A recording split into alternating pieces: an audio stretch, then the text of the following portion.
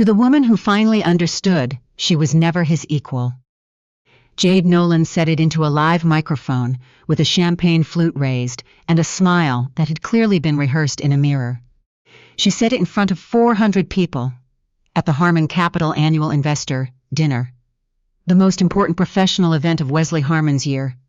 And she said it, looking directly at Ingrid Fairfax, who was sitting 12 feet away at the head table, with her hands resting quietly in her lap, and her expression arranged in the particular stillness of a woman who had known this moment was coming for 87 days, and had spent every one of those days preparing. Jade was waiting for Ingrid to break. She had done what she believed was the decisive thing. She had made it public.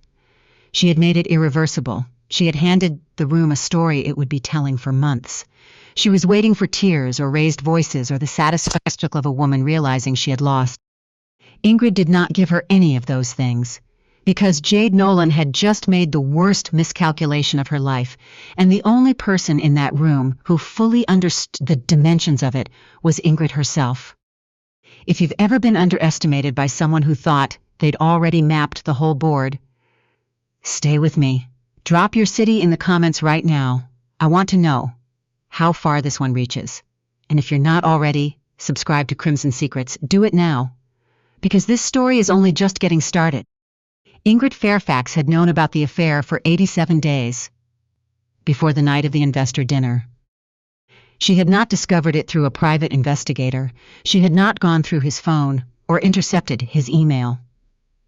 She had simply paid attention, and Ingrid Fairfax's attention was the kind that had been trained since childhood to notice structural details, the small misalignments that announced themselves quietly before anything collapsed.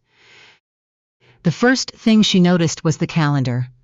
Wesley had always been meticulous about sharing his schedule. 9 years of marriage had produced the kind of domestic infrastructure that required it. Then in February, a new name began appearing in his calendar with increasing regularity. Jade Nolan, Director of Strategic Partnerships. At first the meetings were ordinary, conference rooms, team check-ins, legitimate business. Then they moved. A coffee shop, 3 blocks from the office, a restaurant that did not appear in any Harmon Capital expense report. Then nothing. The meetings simply stopped appearing on the shared calendar, while Wesley's absences did not. She noticed the way he laughed on certain phone calls, a register she hadn't heard him use in years, lighter, almost unguarded before he stepped outside or closed a door, the way his phone screen turned face down the moment she entered a room. She catalogued every detail. She said nothing, because Ingrid Fairfax came from a family that did not act on incomplete information. Her father, Alistair Fairfax, had built the most successful commercial real estate portfolio in the state over 5 decades, and the single lesson he had repeated to both his children throughout their upbringing was this: patience is not passivity. Patience is the most aggressive weapon in any room if you know how to use it. She called her brother Felix on a Sunday in March. He picked up before the second ring. "I need you to look at something," she said. "Already looking," Felix said. "How long have you known?" "Long enough." A pause. "What do you want to do?" "I want to wait until he makes a choice," Ingrid said. "A real one, out loud, in front of people who matter." "Okay." Felix's voice was careful and unhurried, which was his version of absolute certainty. "And the Series C structure?" "That's exactly what I need you to look at." She hung up.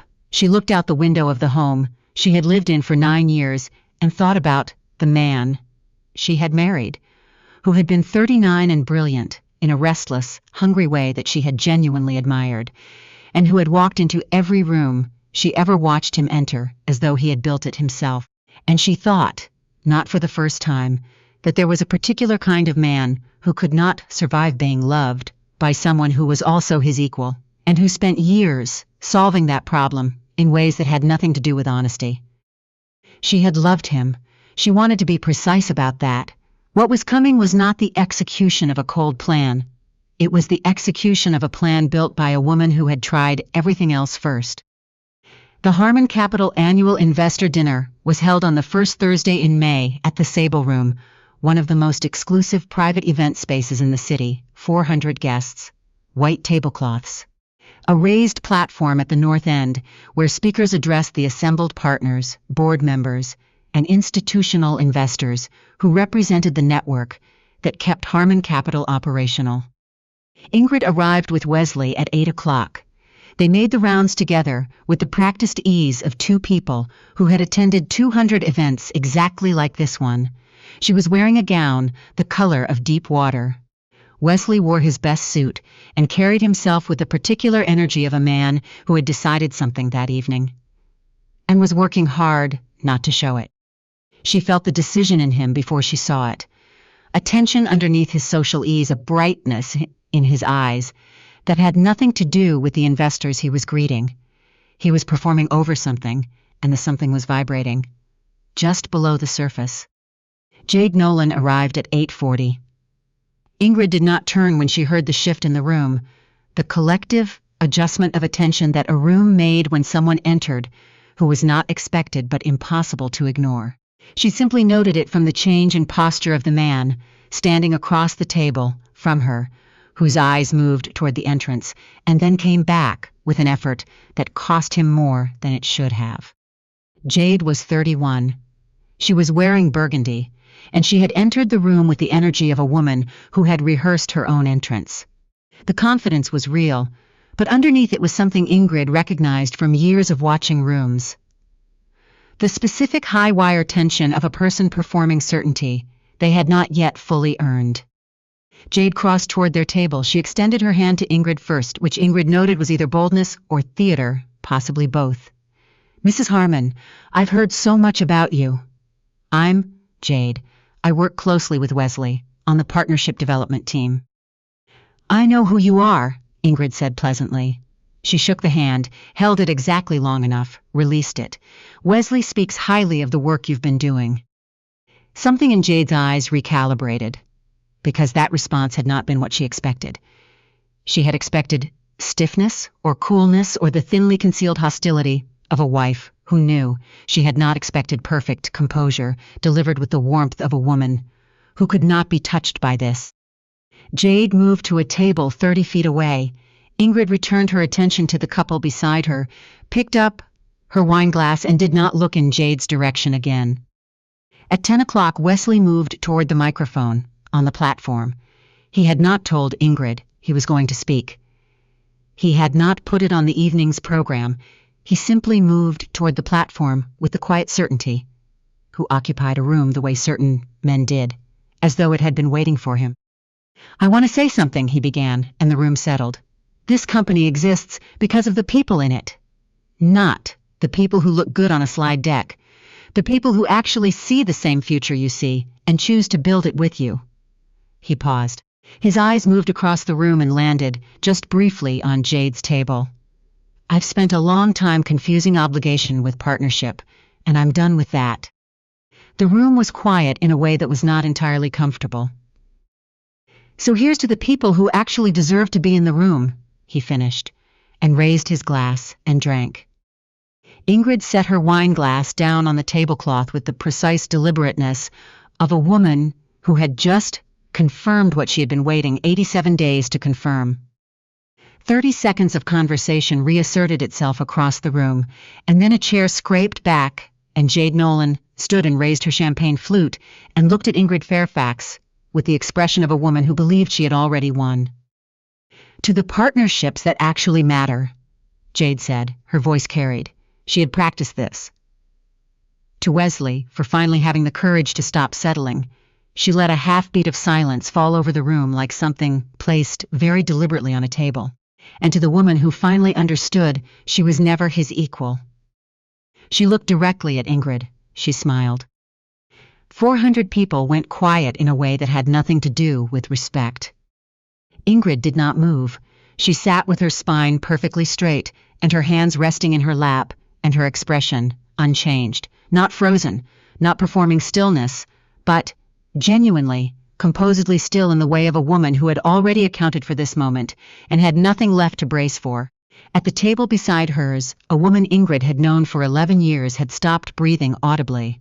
Across the room, a board member set down his fork. Jade's smile held. Then something crossed her face. Not yet panic, not yet understanding, but the first faint tremor of a woman realizing the room had not responded the way she had expected it to respond. 4 seconds passed. Then, from beyond the double doors at the far end of the sable room, Ingrid heard something she had been expecting for 15 minutes. The sound of purposeful footsteps, more than one set, moving at the unhurried pace of people who had decided exactly where they were going and had no interest in being hurried about it. The doors opened. Alistair Fairfax walked into the room. He was 71 years old, and he walked the way he had walked for the last 4 decades of his life, as though the floor had been waiting for him to arrive. His suit was impeccable. His face was the face of a man who had never once needed to raise his voice in a room, because the rooms always arranged themselves around him before it became necessary. Behind him, Eugenia Fairfax moved with the quiet authority of a woman who had attended 1,000 events, exactly like this one, and had found all of them slightly beneath her full attention. And beside Eugenia, Felix Fairfax, 42, quiet the way surgical instruments were quiet, carrying the specific expression of a man who had already drafted 3 documents on this situation and was now deciding which one to file first. Wesley Harmon saw them from the platform. The color left his face. 400 people had been watching Jade Nolan a moment ago. Now, 400 people were watching the doors, and doing that wordless collective arithmetic that sophisticated rooms always performed when something enormous arrived, unannounced. Ingrid rose from her chair, not dramatically, not quickly. She rose the way she had been raised to do everything, with unhurried inevitability, because the next thing that was going to happen was simply going to happen, and she had designed it herself, and there was nothing left to perform. She walked toward her father. He crossed the room toward her and took both her hands in his, briefly, with the focused attention of a man reading his daughter's face, for everything she would never say out loud. "Right on time," she said quietly. "We were always going to be here," he said. "You know that." Felix moved through the parting crowd toward Wesley, with the ease of a man who had argued in front of federal judges and found ballrooms considerably less intimidating. He stopped several feet from the platform, clasped his hands in front of him, and looked at his brother-in-law with an expression of complete professional pleasantness. Wesley, his voice was warm, precisely warm the way a scalpel was precise. Wesley stepped down from the platform.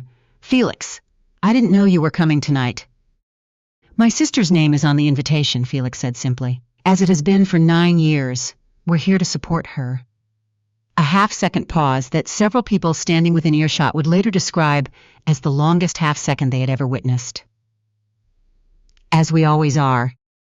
The sentence was not a statement. Everyone in earshot understood it was not a statement. It was a boundary, being drawn quietly, calmly, and in full view of every person in the room who would ever make a financial decision that affected Harmon Capital. At her table, Jade slowly lowered her champagne glass. Her smile had not disappeared yet, but it was showing the first hairline fractures of a woman running a rapid internal calculation and arriving at answers she had not accounted for.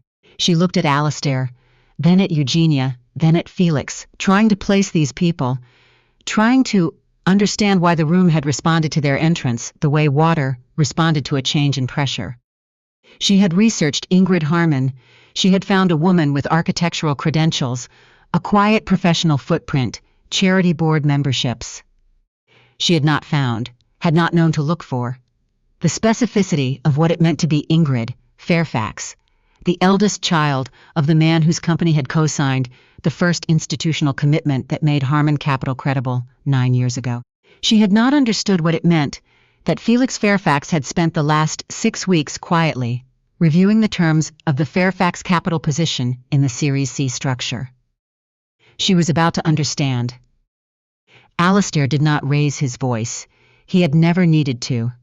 He moved to stand near his daughter and looked at Wesley Harmon with the particular expression of a man evaluating a structural problem that had already been resolved. "Wesley," he said, Just the name, in the voice of a man who had personally promised made the call that gave Wesley Harmon his first credibility in a room full of people exactly like the ones currently watching this exchange. "Sir," Wesley said, "I think if we could just—" "Tonight is a business event," Alistair said. "Tonight is not the time." He let his gaze move once comprehensively. Across the room, across the investors, the board members, the people who would spend tomorrow morning on calls, discussing what they had witnessed. And then he looked back at Wesley, with the calm expression of a man delivering a final diagnosis that required no elaboration. "We'll be in touch through Felix." He stepped back, that was all. No raised voice, no accusation, no dramatic confrontation. And somehow it was the most devastating thing that had happened in that room all evening. Eugenia moved last. She walked unhurried past her husband and her son, past the platform, and stopped at Jade's table. Jade looked up. In her eyes was the specific expression of someone who understood, finally, that something had gone badly wrong with an evening she had planned very carefully, but who had not yet mapped the full extent of the damage. Eugenia looked at Jade the way she looked at everything, without flinching and without particular malice, just clarity. The clear-eyed assessment of a woman who had known exactly who she was for so long that she no longer required the validation of anyone else's opinion. "I don't believe we've been introduced," Eugenia said. Her voice was even. It carried. Jade opened her mouth. "I know who you are," Eugenia said, and the mild, quiet certainty of it stopped Jade's sentence the way a hand raised in a crosswalk stopped traffic. "And I know what you believed you were doing, tonight." A pause. Not long, not theatrical, just long enough. "You made yourself the center of a story that was never actually about you." "That kind of confusion, my dear." She let her gaze move, briefly across the room. Across the 400 people who had just witnessed something they would describe for years, tends to follow a person. She turned and walked back to Alistair's side, without looking at Jade again. Jade sat very still in her burgundy dress. The woman who had been seated beside her quietly excused herself to refill her drink. She did not come back. Jade reached for her champagne glass. It was empty. She set it back down. Across the room, a board member, who had been doing business with Harmon Capital for 6 years, leaned toward his colleague and said 2 words under his breath. His colleague nodded without looking at him. Neither of them picked up their phones yet. They didn't need to. They would make their calls in the morning. Wesley had not looked at Jade since the Fairfax family walked through the door. He was looking at Alistair, then at Felix, then at his own hands, performing the rapid internal trick, trying to assess how much damage had been done, and whether any of it was reversible. His expression was the expression of a man arriving at answers he did not want. Ingrid watched him from where she stood beside her father. She watched the understanding move across Wesley's face, in real time, like watching weather change over water. He was smart enough to feel the shape of what had shifted, even without knowing the specific mechanics. Yet, that the credit facility had always been contingent on Fairfax participation, that Felix had been quietly repositioning for weeks, that the investors in this room who had just watched Alistair Fairfax arrive and stand near Wesley Harmon, without extending him any warmth, were already recalibrating their assessments. He had spent 9 years looking at her and seeing composed, elegant, self-contained Ingrid. He had not looked behind the composure far enough to see the dynasty. He had mistaken the still water for the shallow water. Eugenia appeared at Ingrid's side. "Are you ready?" "Yes," Ingrid said. They walked toward the exit together, Alistair, Eugenia, Felix, and Ingrid, moving with the unhurried certainty of people who had done what they came to do. Behind her, Ingrid heard Wesley say her name, low, uncertain, stripped of its usual performance. She kept walking. Not because she was punishing him. Not because she was performing an exit for the room. But because there was genuinely nothing left to say, and she had understood that for a long time before tonight. Tonight had simply made it official. Felix held the door. As she passed him, he said nothing. He simply looked at her with the expression that meant everything was already moving and they would talk in the morning. The morning after the dinner, the Fairfax Capital office sent a formal communication to the Harmon Capital Board. The letter of support for the Series C round was withdrawn, effective immediately. By 9 o'clock, Wesley's CFO was calling. By 9:30, 2 of the 3 institutional investors in final commitment stages had requested a pause. By 10, the board chair had left a voicemail asking for an emergency session. Wesley called Ingrid at 10:47. She let it go to voicemail. Jade Nolan arrived at Harmon Capital's offices on the 22nd floor at 9:15. Her key card did not work. She pressed it twice, then a third time, before the reality of what was happening became undeniable. The security guard on duty looked at her with an expression of genuine discomfort and told her HR had asked her to wait in the lobby. They waited 23 minutes. The HR director came down in the elevator with a manila envelope and the expression of someone who had done this before and found it uncomfortable every time. Professional separation effective immediately. Conduct inconsistent with company standards at a firm event. Jade took the envelope. She held it with steadier hands than she felt. She walked out of the lobby, into the May morning, stood on the sidewalk with the envelope in her hand, and called Wesley. It rang 4 times and went to voicemail. She called again. It declined after 2 rings. She put her phone in her bag. She stood in the sharp morning air and allowed herself, for the first time since she had raised that glass the previous evening, to feel the full and clarifying weight of what she had actually done. She had walked into a room and made herself the story. She had aimed a toast at a woman she believed she had already defeated and had not understood, had not known enough to understand, that the woman she was toasting against had seen the ending before the evening began. Ingrid signed the divorce papers on a Wednesday morning in late June in Felix's office. He had handled everything as he had promised. It had been clean because she had asked for clean, and because Wesley, who by then had a much clearer understanding of his situation, had not been in a position to argue about terms. She walked out of Felix's building into the summer air and stood on the sidewalk for a moment and called her mother. "It's done," she said. Eugenia was quiet for a moment then. "How do you feel?" Ingrid considered the question with the same attention she gave everything. "Like I set something down that I'd been carrying for a very long time," she said, "and I'm not quite sure yet what to do with my hands." "Give them something worth building," Eugenia said simply. Ingrid already had something. She had been working on it since March. In the early mornings and the evenings she had carved out quietly, sitting across from her former colleague Opal Chen at a coffee shop near the waterfront. Opal was 45, sharp, and had spent 15 years watching large firms absorb every interesting commission and deliver expensive mediocrity. She wanted to build something else. She had been waiting for the right partner. The Fairfax Chen Studio. Architectural design for urban housing, the kind of work that solved real problems, and that neither of them had been free to do inside the structures they'd been working within. Ingrid put up half the initial capital herself. Her name on the masthead without anyone else's beside it. They announced it on a Tuesday morning in August. By noon they had heard from 47 firms, universities, and municipal development offices. By the end of the week, 218 serious inquiries had arrived from architects and developers across 6 states. Opal called at 7 in the evening. "Did you see the numbers?" "I saw them," Ingrid said. "We built something real," Opal said. Ingrid was standing at the window of their new studio space. A clean, north-facing room with high ceilings, and the smell of fresh paint and open possibility. The city moved into evening beyond the glass, indifferent and enormous and entirely open. "We built something that belongs to us," she said, which was the more important thing. That was what she had understood, standing in the sable room with Jade Nolan's voice still in the air above the silent table. She had spent 9 years operating inside a structure that Wesley had called his own, and that had been made possible, in ways he had never fully acknowledged, by everything she brought to it.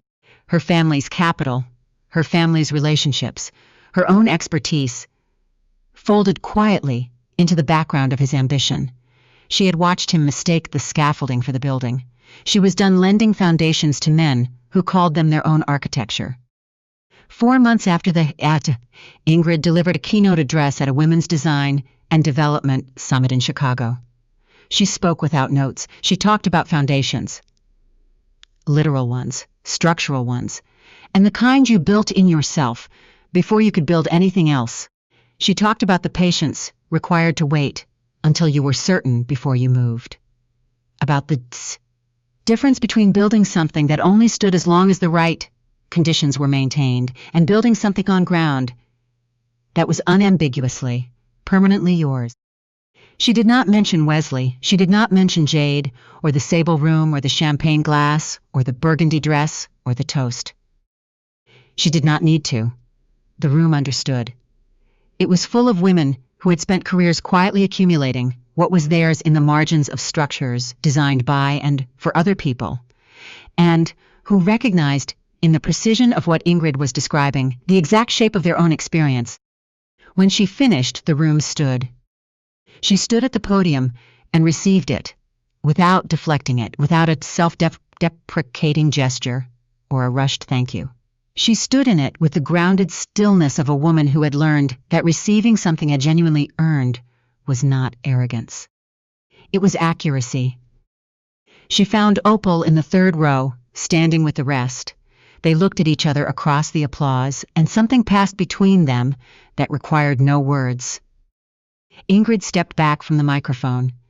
She thought about Jade Nolan's voice in the sable room. That confident, rehearsed, perfectly aimed sentence to the woman who finally understood she was never his equal. Jade had meant it as a weapon, as an ending, as the moment 400 people understood that Ingrid Harmon had been displaced by someone better suited to the life she'd been occupying. But Jade had been, in one specific and unintended sense, entirely right. Ingrid had never been Wesley Harmon's equal. She had been, from the beginning, and without his comprehension of it, his foundation, the thing he stood on. The ground beneath the building he had spent 9 years calling his own creation. He had slept beside her for nearly a decade, and never fully understood what she was, because she had never needed to make it visible. And when he had finally, publicly, chosen to step off the foundation and declare it something he no longer needed, what had happened was not that Ingrid had fallen. What had happened was that the ground beneath him had simply quietly stopped being available. The applause continued. The room stayed standing, and Ingrid Fairfax stood inside it, present, forward-facing, completely certain, and felt the particular quality of a life that had been rebuilt entirely on ground that was hers alone. Not borrowed, not shared, not dependent on conditions anyone else could remove. Just hers, completely and permanently hers, the way it should have always been.